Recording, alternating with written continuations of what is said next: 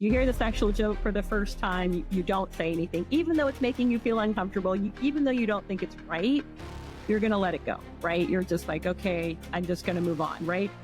I don't want to hear that. My father was, terrifying as a kid. He was abusive in all the ways. He was physically abusive, he was emotionally abusive, and he was sexually abusive. I was really depressed as a kid, really felt hopeless and helpless, and I didn't stand up for myself. Title doesn't matter. If you're doing the exact same job as somebody else, you should be getting paid the same. And what I've seen more is women do more work in the same role and get paid less. And so you should know that your title when you're working doesn't matter. It's the role that you're doing that matters. An exploration of trauma, transformation, and triumph. Your healing starts here. And we are back with another episode of Through the Trauma podcast. I'm Amber, your host. And today I have with me Miss Alreen Haeggquist. Now, she is a very powerful force in helping women overcome, not just overcome, but actually fight against abuse and abusive situations. And so many women don't stand up. So she is helping women find that right. And she's an attorney. She kind of went down this path helping women because she has her own trauma story that we're going to get into.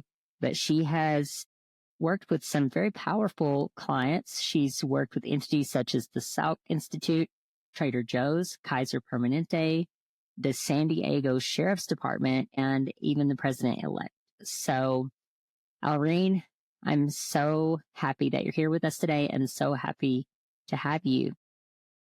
Yeah, thank you so much. I'm so happy to be here. And just for clarification, those are companies and entities that I've gone up against on behalf of women, right? So those are, the more powerful they are, the more likely they think they can get away with it. So that's what we do, is help women find their voice to stand up for entities like that. I mean, that's impressive. And I can tell just from the small conversation that I had with you before and then even now, you're doing some powerful work, because you're right. So many people think that they can just get away with these kinds of things, and they think women are just going to stay quiet, and you're helping women fight against that. So I'm grateful that the work that you do and that you're here to share with us, because I'm curious if women sometimes don't really realize that maybe what they're dealing with in these situations is actually abuse. Yeah, I definitely find that. I think it's really natural to, one, just tell yourself it didn't happen, right? Like, this isn't really happening. That's not really what I went through. I'm reading into it. Maybe I did something, right? They internalize it as to, it was my fault. I led up to this. It was probably because of what I said, I shouldn't have been at that place. And so it just becomes this self-blame part of it, which even makes it harder to say anything at all. So yeah, I see that constantly. So tell us a little bit more kind of about yourself. What pushed you into what you're doing now? Sure. So, for me, my abuse was when I was a young child. My father was, terrifying as a kid. He was abusive in all the ways. He was physically abusive, he was emotionally abusive, and he was sexually abusive. I was really depressed as a kid. I really felt hopeless and helpless, and I didn't stand up for myself. I did all the things what I just talked about, where you don't really know what's going on. You're kind of telling yourself that didn't really happen. And it's like a survival mechanism to just continue on by internalizing it. And all of that, I was, as a young kid, I tried to take my life twice. And I think about that as I have a 12-year-old, and I was younger than her when I first attempted suicide. And at that time, like, I wanted somebody to help me and I wanted somebody to save me. And I had a bunch of adults in my life, like my mom, she was there and she knew what was going on, but she also didn't say anything. And so growing up in that household, I didn't know it could be any different, right? Because it was all I knew. It was, these are the things that happen to you and nobody says anything about it. And even when I saw, my father abuse one of my sisters, I didn't say anything about it. And that, I think, also really impacted me as I got older, right? Because I stayed silent in that moment. And had I said something, maybe I could have helped her. And I lived with that for a long time. Kind of how I got out of it, what saved me really was getting out. And the way I got out was in high school. I always did well in school. That was really how I kept myself busy. School was a place, it came easy to me. I had teachers who were really happy to have a good student. And so that was helpful. And in high school, I learned that I could go to college and I could move out of my house. And there was a way to like apply for money. You know, nobody had gone to college in my house. And so when I figured that out, I really put a lot of attention there. And I applied to college. I got into college. I was able to get federal aid and grants. And at 18, I moved out of my house. At that time, it was on a complete high, right? I got out of a bad situation and I met just wonderful people when I got to college. My best friends, who I'm still friends with now, 30 plus years later, my boyfriend and who's now my husband.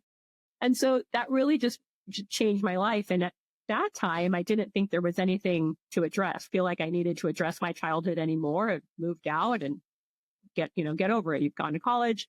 I went on to law school because I did always want to fight for the people who didn't have a voice. And for the reasons I just told you, I didn't say anything. My mom never said anything. I just realized that with your voice, you can do something. And I learned that with the law, not only can you use your voice, but I can use the law to support what I had to say. And so I went off to law school and that high started becoming a real low, right? And it wasn't that anything else happened, but what I learned, and I'm sure other people learn, is just because you've left the situation or you've left the abusive situation or the abuse that you endured doesn't mean it didn't leave you without any consequences. Doesn't mean there isn't anything to heal from. It doesn't mean you can just move on. And I spent a lot of time trying to continue to repress it, right? Staying really busy. I worked a lot of hours and that was kind of my way to not think about it or not address what had happened. And I guess I did it well, except for the fact that my body started having a lot of physical symptoms. So I was having a lot of, I would say, emotional issues because I was triggered and very angry when little things happened, and taking it out a lot on my husband, and a lot of physical symptoms. I had an ulcer that I couldn't get rid of. And then I had my daughter. And when she was born, it was supposed to feel amazing, as everybody said, right? It was supposed to be a very joyous occasion. And even though I knew that logically that I was supposed to feel a lot of joy, when she cried, it ate at my skin and I felt uncomfortable, when she was naked. And I just didn't want that. I wanted to be the best mom to her and I felt like she deserved that. So that's what finally drew me to therapy and I got into therapy. That's really where I think I think there was a lot of steps along the way where I feel like my healing journey started. But therapy was a big one. So sorry, I think I just gave you my I kept talking. No. Like you said so perfectly that our voice is our power. And I believe that. And I say that as well. I think that people don't know we could be walking, passing people on the street and to us, it looks like they got it all together. They got everything packaged up really nicely. We have no idea the type of trauma they've been through, the type of trauma they're still dealing with at that moment. Just because someone's wrapped up in a nice package, they're dressed nice, they look nice, doesn't mean that they don't have things they're dealing with. And the voice is like the gateway. It's the only thing that we have that we can really share what's on our hearts. Like we can let that out. So I think I agree with you 100%. And I love it when people come on and they're transparent and authentic and just start to share their story, because through that story, it impacts so many other people that can feel alone or isolated or, just like they don't have anyone that can really relate. What you've been through, it's heavy. You brought up this idea of you think you're over it, you've moved out, you've moved on, and you kind of repress it, suppress it, just put it way back. And one thing that I've seen from doing this podcast for, the last 2 years, that is never a good thing. Like people think that I'm just going to move past it and forget this thing. But the body, it does manifest in the body, and trauma can make us physically sick. It does come out, whether that be in some type of like uncomfortable thing, which you mentioned, or in triggers.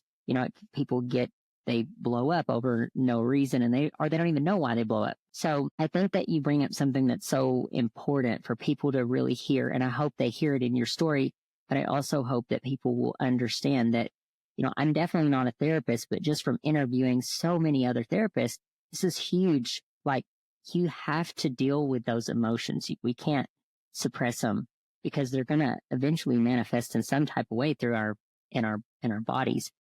And I'm sure I'm not preaching anything that you don't already know. You've been through this, so I'm sure you already know this. More for the listeners that are listening that maybe are going through something similar. But have you walking that and being on this journey and getting out of it? I do think that's the first step, because once you're out of the abusive situation, now you can actually start to heal and grow and get on that healing journey of figuring out what's happened and processing it all. But can you talk to us a little bit about what that journey was like? Obviously, you had this kind of defining moment where you said something's got to change, something's got to happen, and then you went into therapy. Can you kind of take us on that journey of what that was like? Sure. So I arrived at my therapist's office probably when my daughter was about a year old, and kind of what was bringing it up. So just to go a little backwards, I went to a trial lawyers college, and the purpose of the trial lawyers college is the idea is you'll never be able as a trial lawyer to represent your clients if you don't get in touch with who you are and what emotions you have, right? You can't talk about somebody else's emotions if you don't know your own. And so one of the exercises through trial lawyers college is you spend a week doing psychodrama, and psychodrama is an exercise where you reenact some painful point in your life. And through that experience, your deeper emotions come out, and there's a therapist that guides you.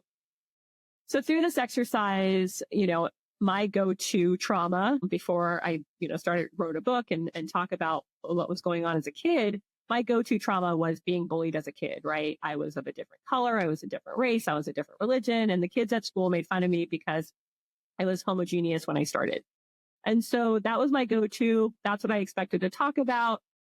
And through that process, another woman, she talked about being sexually abused by her brother. And I was like, whoa. And she was so authentic and raw and vulnerable, right? To share this with a group of strangers.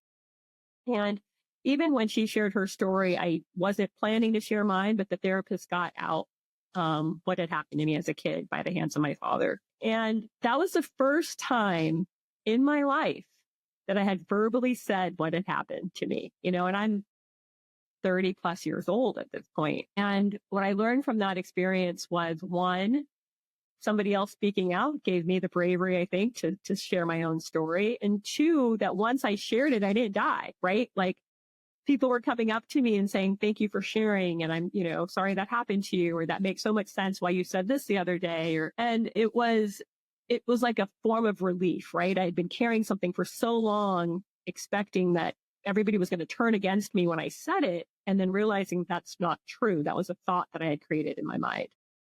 So anyways, I tell you all that because that was what, right after I came back from that is when I started therapy. And when I got to my therapist's office, and he was recommended by some friends who had been going to him for years and had been recommending therapy. And for me, I was like, well, I don't need to go to therapy. What's that going to do? I'm able to talk. I can talk to you about it. And so the therapist said really helpful, and I wanted to be better for my daughter. So I show up and I tell him, so here's the deal. I don't got a lot of time, and so I'm going to do 4 sessions with you. And by the end of the 4 sessions, I'm going to tell you what happened to me as a kid.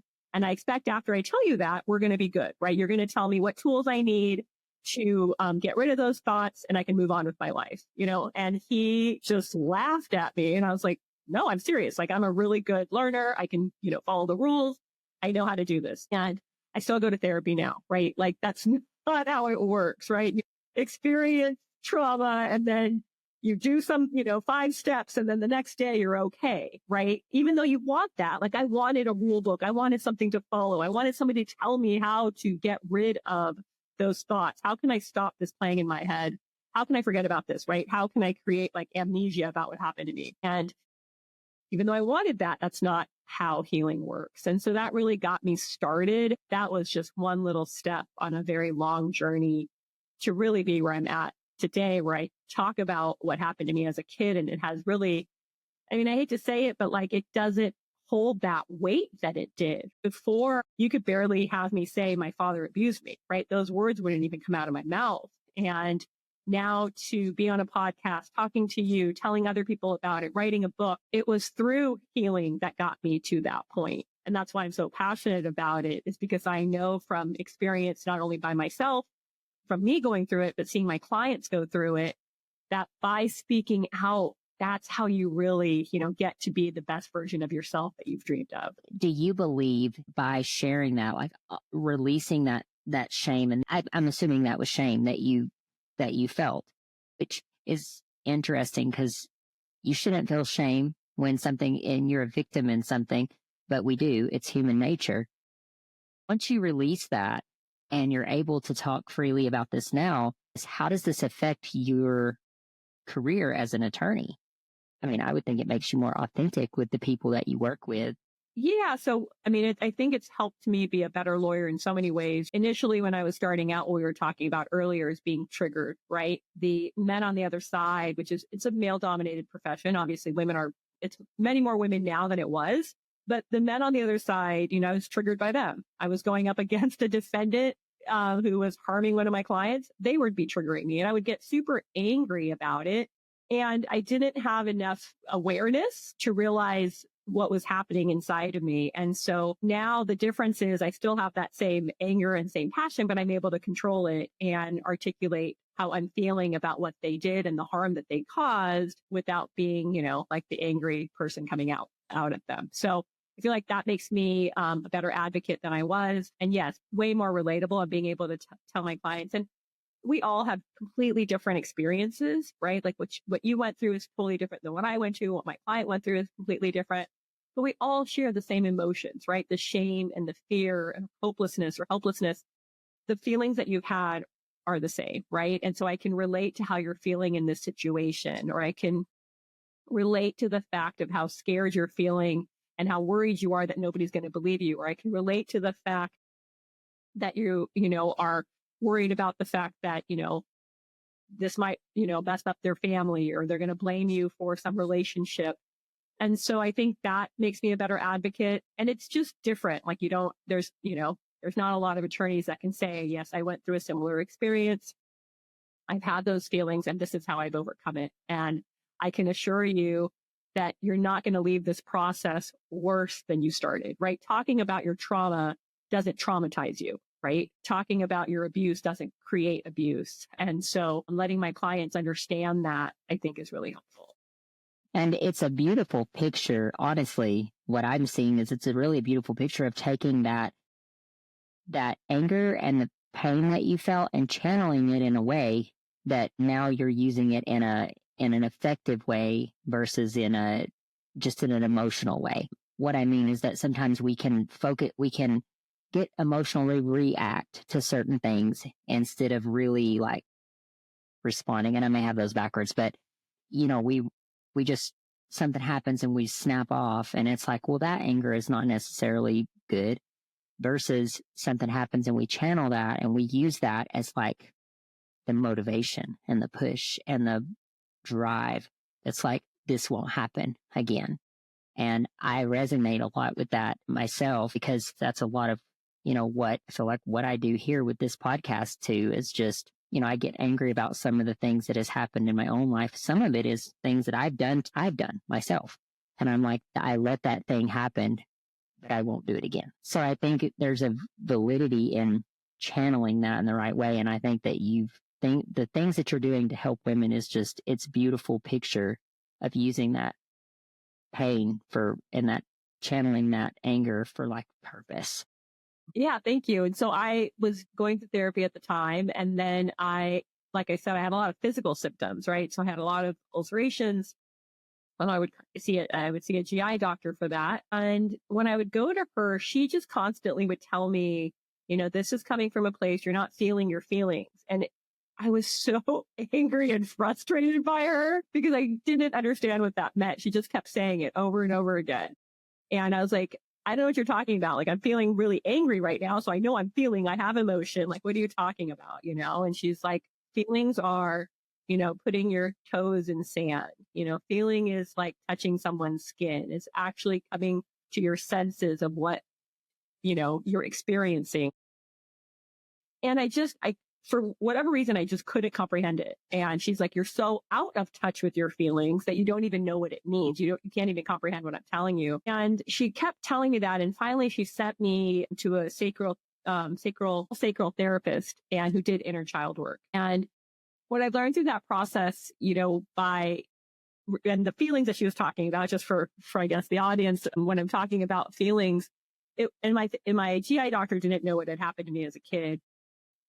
What she was telling me is, I have repressed some feelings, from as a child. She didn't know what happened to me, but there's something in there that you're not dealing with. And that was true. I didn't want to feel like what it felt like as a kid.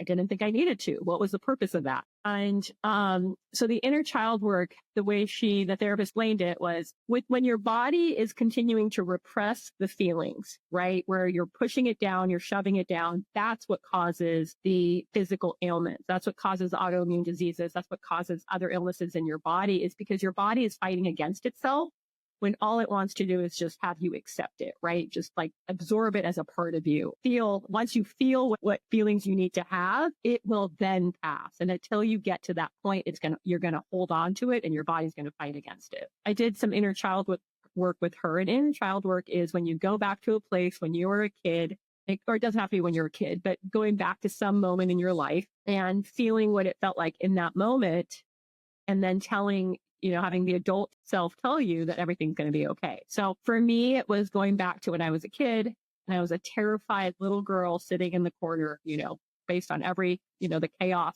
of my father around me. When I say he was abused, I mean, he yelled every profanity, imaginable at me, or at my sisters or at my mother. And so when I say I was that terrified little girl, I didn't know what to do as a child. So that's what I remember myself being, is terrified in a corner and alone. And so she brought me back to that place. And this is after an hour massage, and she's gotten me in a really relaxed state. And then she said, why don't you, as the adult Alreen, go back to her and tell her, what she needs to hear.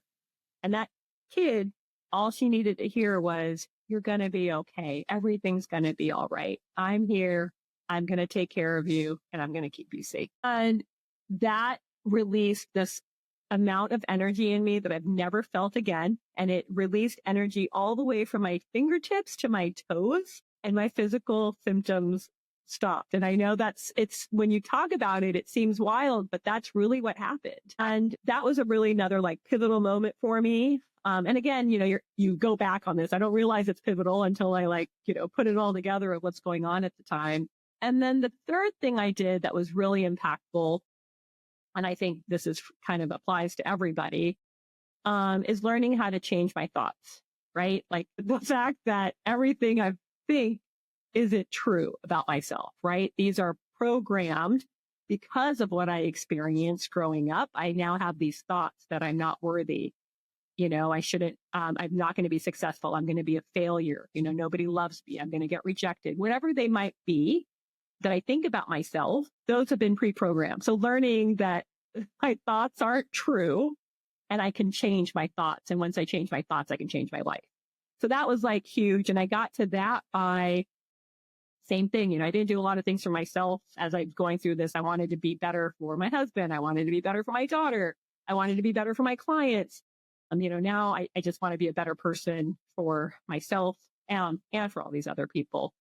But I got a business coach that I had hired because I wanted to run a better business. And he got me on Joe Dispenza. And Joe Dispenza is exactly that. It's like changing the thoughts in your mind, and how do you get there? And I started doing his meditations, and that's been wildly helpful to my healing journey, is finding the tools to change my thought patterns and reprogramming them to the ones that I want to be experiencing day in and day out. I love it. And what you're saying, it doesn't seem weird to me at all. Maybe that's because I've been exposed to it here on this podcast, and for people that have come on here and shared these things with me. And then I like to ask questions. So I like to go study these things. I've actually done a little bit of studying on Joe Dispenza, and I've gone down this whole journey of how energetic, he talks a lot about energy and things too. And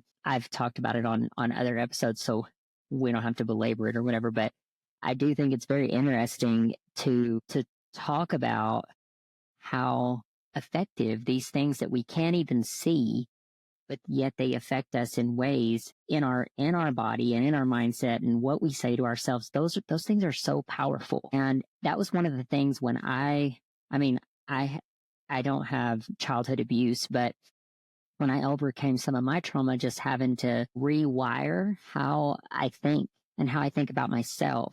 Do you think that this is something just on a very general basis that a lot of women struggle with in general, whether they come from abuse or not? Right? Like societal, right? Like what our roles are supposed to be, who we're supposed to be, what we're supposed to be doing, how we're supposed to act, what's expected of us. Yeah, that's societal. And so we now have those thoughts, which become beliefs, right? Like, I mean, I deal with this in my practice. I do a lot of, in addition to the sex harassment, sex assault cases, I do a lot of gender discrimination. You know, I'm a women's rights attorney, so unequal pay, you know, inequitable resources, those come up a lot in the workplace, or the failure to promote, you know, and a lot of times women are like, well, you know, I've worked really hard. I did all the, you know, I met my sales goals. I reached, you know, all these plateaus. I managed the teams, but I didn't get promoted. Right. And they're like, well, but it'll happen next year. You know, I've talked to them, I've told them, and it'll happen next year. And there is this, I think, like, I guess, built-in belief that, well, I don't want to ruffle too many feathers, you know, like they'll take care of me. You know, I just need to keep working hard and doing my job, and eventually this will happen for me, you know, whereas, you know, a man will come in and say, nope, I've met my goals. I need to be in this role, and you're going to give it to me today. Right. It's a much more like demanding environment. And when a woman does that, right, they're not supposed to be demanding, right?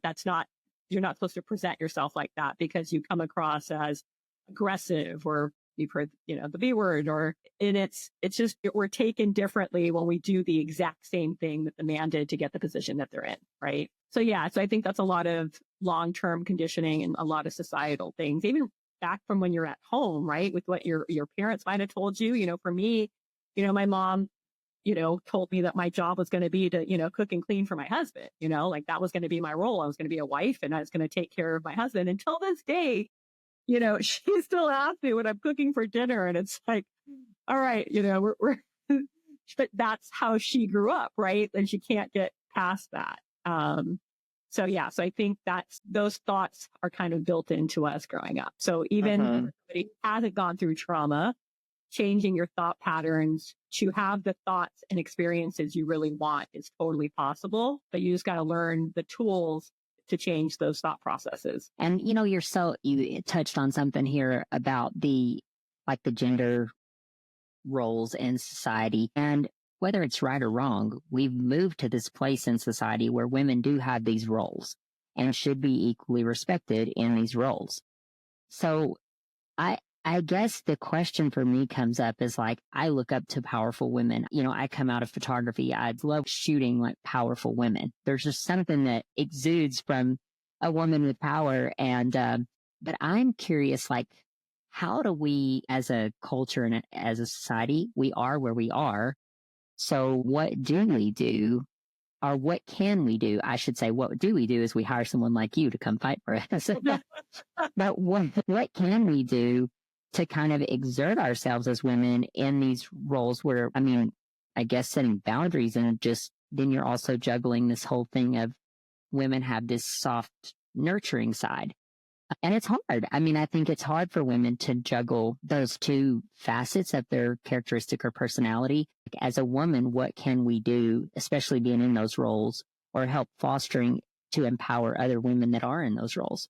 So kind of sometimes what I tell my clients is, so for example, if you were going into the workplace and you want to obtain a promotion or the raise or get the merit increase you think you deserve, stick to the facts, right? Why, right?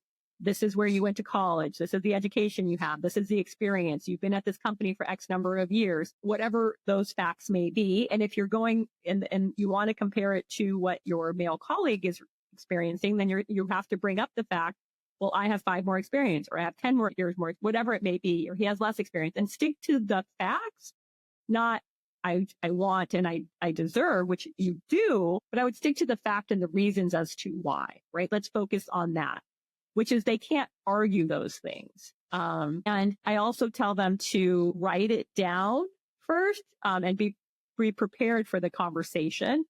And it's also okay to, send it by a written communication. Some people are better at, writing things down. My husband, he is great, in written communication because he needs more time to like think through what he wants to say. And that's okay too. You don't have to have a meeting, a face-to-face meeting to talk about, what your needs are and what your wants are and what you believe you deserve. You can do it by email or letter or whatever.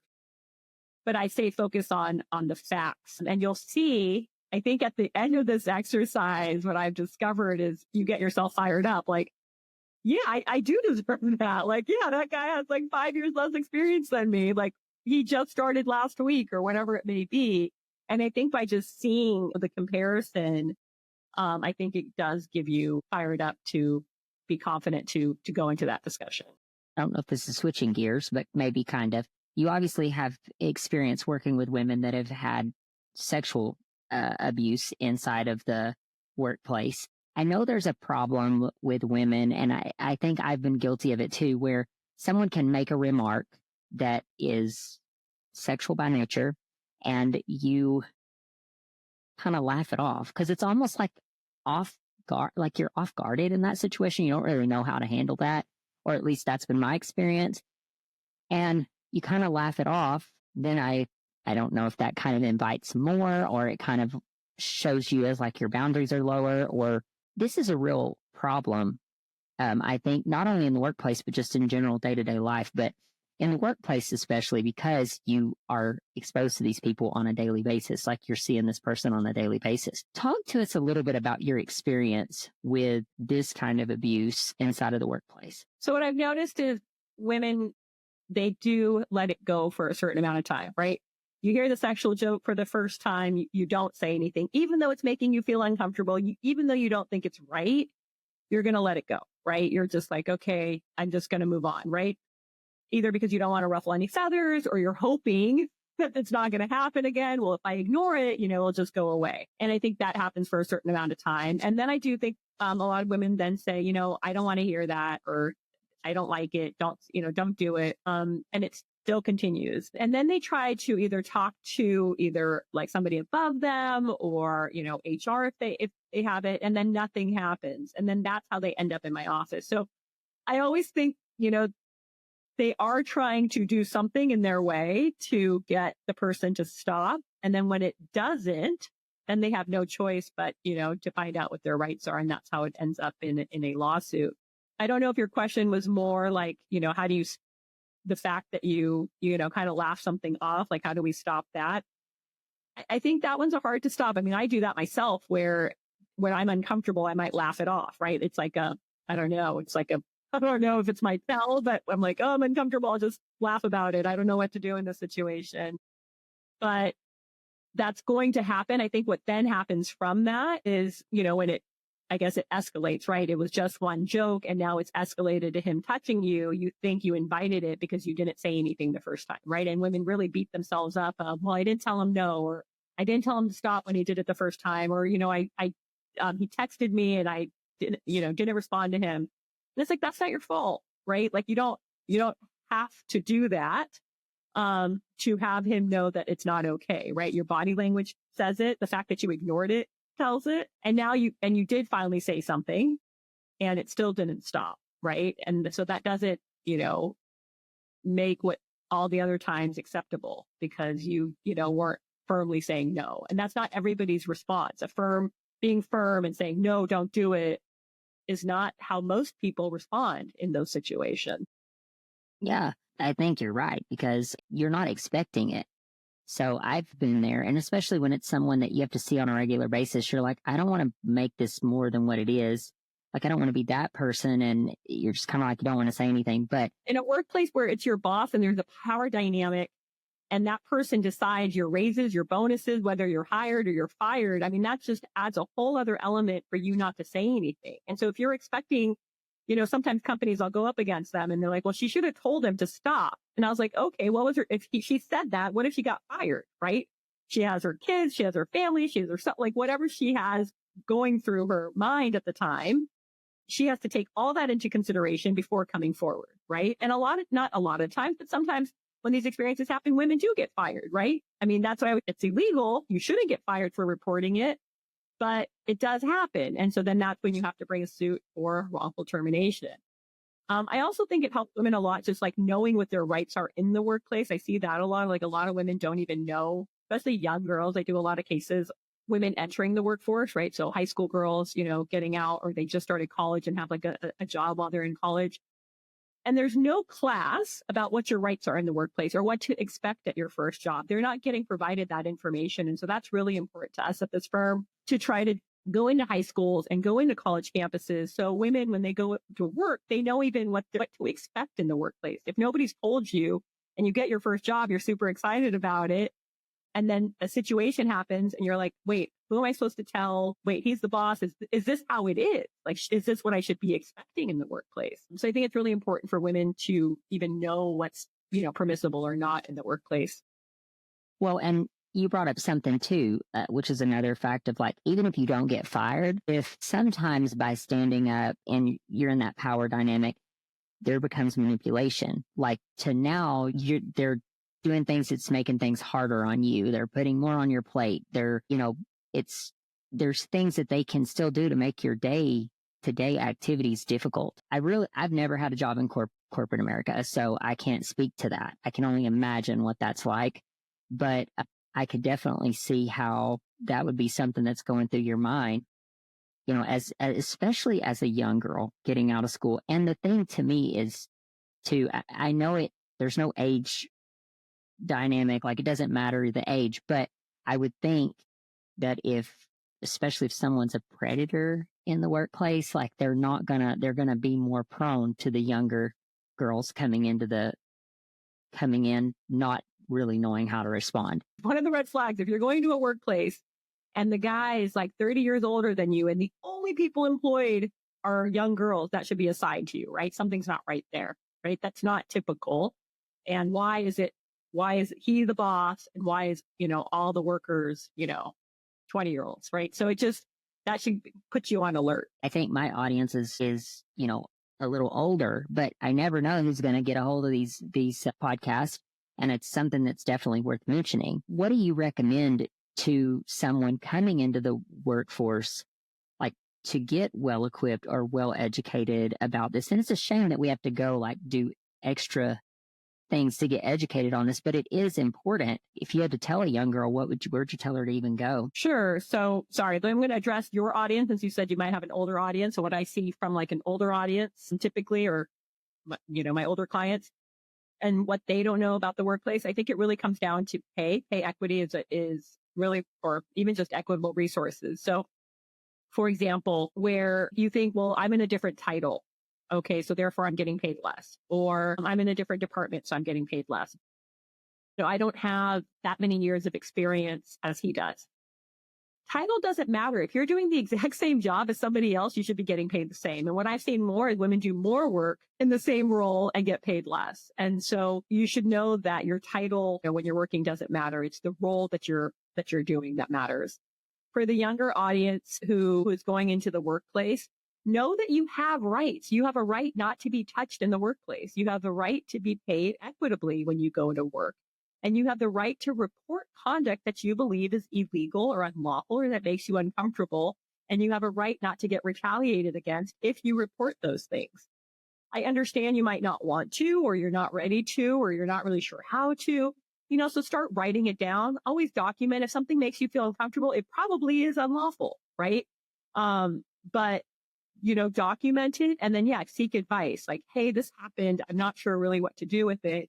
And there's lots of lawyers who are out there across the country who are willing to provide you with that advice. So, what to expect when you go into the workplace. Just knowing those three basics and then seeking advice when you need it. Yeah, I love that. And it's just empowering women to know more, especially younger women. I think it is up to us. And let's define older. I'm older. I'm 45. I think that's really more of the audience that I have, like somewhere 40 to 50. But I I don't think we're old by any means. I don't think we are either. I'm 40 and I don't think I'm old. But I think what comes up is like, for example, like this happens in like sales roles, right? Where the man's getting all the all the opportunities because he's being invited to the golf tournament, or he's been inviting to the night out, or he's going out to the bar. And so he's getting face-to-face contact with possibly customers where the woman isn't invited, right? So you can be in the office and you can make calls, this is one example. And so even though they have the same comp plan, right, you're going to get commissions. You guys are both going to get the same amount of commission if you make the sale. The guy's getting more opportunity to make the sales because he's getting more face time with the customers to make that happen. And so to me, that's still a problem. That does not mean you're being treated equitably.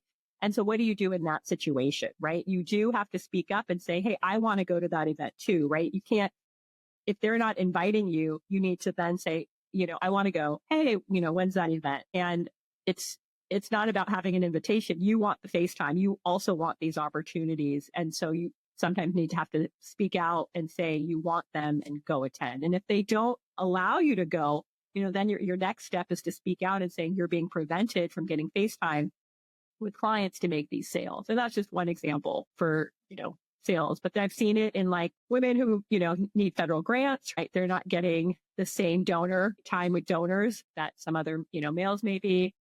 So it comes up in different situations where opportunities aren't equitable to both groups. Well, and, something I was going to say too, when speaking about age, I do think that there is something that happens as you get a little more mature. Like I know that in my 40s, something changed to where I set a lot more boundaries. I don't allow things the way that I did in my 20s.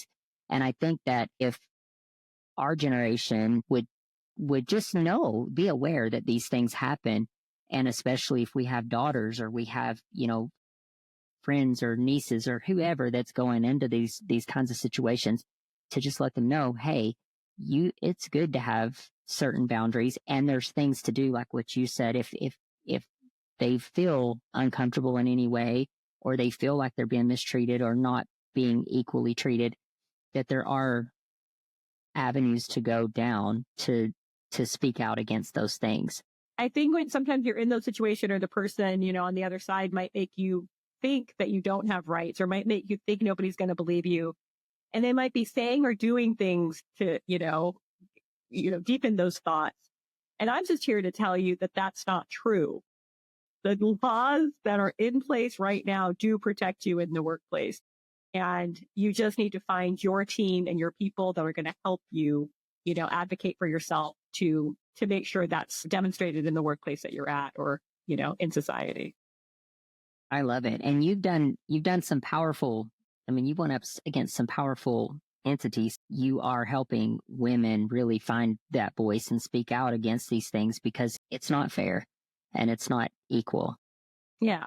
I think for me, going up against my dad, and I guess I didn't go up against him. He's passed away now, but he was my biggest bully. So it's like having to confront that, like really other things don't scare me. And it's a weird thing to say, but I don't get scared. And I think it's because I had to confront, the one that was the most personal and the one that was the most scary to me.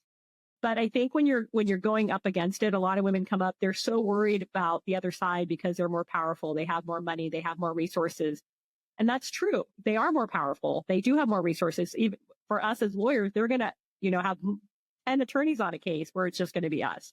But that doesn't mean you can't win, because I go back to the fact that at the end of the day, the laws are there to support you. And we just have to be strategic and think through how we're going to present, your case. But it doesn't mean you're going to lose just because somebody on the other side has more money and power. That's not how it works. Man, I applaud you for that. And I'm so grateful for women like you that are standing up and telling women to take back their power. That's some powerful stuff there. But I know we're getting close to an hour, and before we wrap up, I do want you to talk a little bit about your book, Fired Up, Fueling Triumph from Trauma. Is that more of your life journey, your story, your personal story? That's talking about me growing up and, how I felt growing up during that time. And my triumph is really ending the generational trauma, right? My parents did the things they did because of the trauma they experienced. And I don't know how long that's gone on for. And for me to stop it and now have this beautiful relationship, with my daughter, and have this beautiful relationship with my husband, and we have a family, and it's really something that I dreamed of. I never knew it was possible. But as a kid, this is the life that I dreamed of for myself, meant to be here now. So that's my story, and really helping women, like, how do I do it? How do I get to a place where I'm not stuck in the past? How do I get to a place of living my best life, or the one that I dreamed of? And so the book really helps you find your voice and how to even just start the process of building awareness and standing up for yourself. I love it. And where can people find this book? Is it on Amazon? It is on Amazon, and you can go and find it directly on my website, which is Alreen, ALREEN.com. You can find me there as well. Yeah. And I will put that in the show notes as well, so people can find it. But kind of wrapping up, if you had like a big piece of advice that you would leave with any women, or it can be with women that are specifically in the workplace. That you are more powerful than that you have a lot of power, you have a lot of rights, and somebody might on the other side, they just don't want you to exercise it, right? And so a lot of the actions they may be taking is to avoid you exercising your rights, but you have a lot of them. And so if you want something different, you just need to get your team to help you stand up for yourself in the workplace to get what you want. I love it. And I love the work that you're doing. Man, just keep doing what you're doing, empowering women, because I think it's needed, especially in the culture that we're in. I really appreciate all your expertise here today. And if someone wanted to learn more about you, they would just go to your website. Yes. And do you have resources, or do you point people in the direction of resources? So I don't know if I have a lot of resources on my personal website. My firm has a lot of resources for people in the workplace, and my firm website is haelaw.com. But if you go to my personal website, we can connect you there as well. Awesome. Yeah. Awesome. So we want to empower the people with these things as well. So thank you so much. I appreciate your time and just spending the last hour with us, educating us and sharing your story. And it's been a nice conversation. So thank you so much. Yeah, thank you so much for having me and for having this platform where you share people's stories, and so others know that it's possible. I do feel passionate about it. I think that, again, our voice has so much power. So I think it's so valuable to share that. Hey there, friend. Thank you from the bottom of my heart for spending this time here with us on Through the Trauma podcast. Your presence means more than you know. If this episode has spoke to you or gave you hope or made you feel just a little bit less alone, then I would love it if you would take a second, subscribe, leave a review, and share it with someone who truly needs to hear it. Every share, every comment, every listen, it all helps our message get out and reach those who truly need it the most. Healing happens inside of a community, and together we are breaking the silence and creating space for transformation. Thank you so much for being a part of this journey. Until next time, be gentle with yourself. You are not alone.